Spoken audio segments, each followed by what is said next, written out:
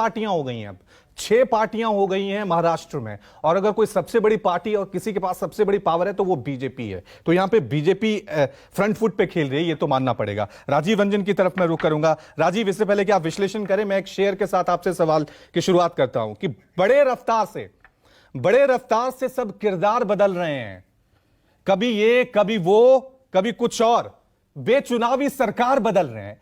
ये जो महाराष्ट्र की सियासत में देख रहे हैं, दल बदल की राजनीति, तोड़फोड़ की राजनीति, ये 2024 के लिहाज से, और ये जो बिहार का भी जिक्र हो रहा है कि बिहार में भी इसी तरह से किरदार बदल सकते हैं, चेहरे बदल सकते हैं, दल बदल सकते हैं। घोटाला, अवैध खनन घोटाला, इनकी लिस्ट भी बहुत लंबी है।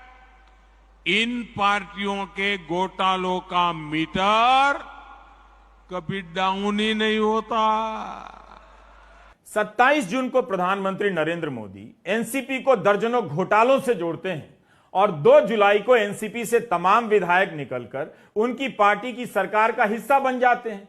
इतना बड़ा मजाक केवल प्रधानमंत्री मोदी ही कर सकते हैं, क्योंकि उन्हें पता है कि वे कुछ भी बोलेंगे, कुछ भी करेंगे, जनता को फर्क नहीं पड़ता है। जनता उनकी राजनीति को धर्म की निगाह से देखती है, उसी चश्मे से देखती रहे। तो किस तरह से देख रहे हैं ये जो कल पिछले 24 घंटे में एक के बाद एक नए घटनाक्रम हुए हैं?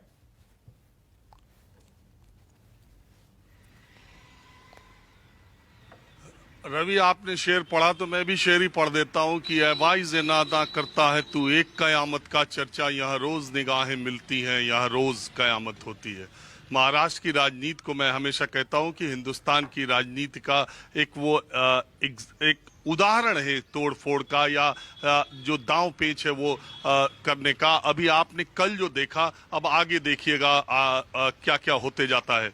दरअसल अगर आप पीछे जाकर देखेंगे तो इस वक्त की समकालीन भारतीय राजनीति में जो प्रधानमंत्री नरेंद्र मोदी के खिलाफ विपक्षी एकता की कोशिशें हो रही हैं, उसमें 3 राज्य ऐसे हैं जहां भारतीय जनता पार्टी को लगता है कि 2024 में उसे अगर विपक्षी एकता ऐसे ही रही तो 2-3 राज्यों में उसे 19 के मुकाबले नुकसान हो सकता है। वो नुकसान 1 सीट, 5 सीट, 10 सीट कितने का हो ये अलग बात है, लेकिन नुकसान हो सकता है। क्योंकि बिहार में 40 में 39 सीटें 2019 में जीती थी, 48 में से 41 सीटें एनडीए ने जीती थी, और कर्नाटक में 25 में से 24 सीटें उसके पास हैं। अब सबसे बड़ी बात यह है कि महाराष्ट्र में चूंकि शरद पवार पूरे महाराष्ट्र विकास अघाड़ी का अगर कोई ब्रेन है तो वो शरद पवार हैं, और उनकी पार्टी को तोड़ना एक बड़ी उपलब्धि है भारतीय जनता पार्टी के लिए।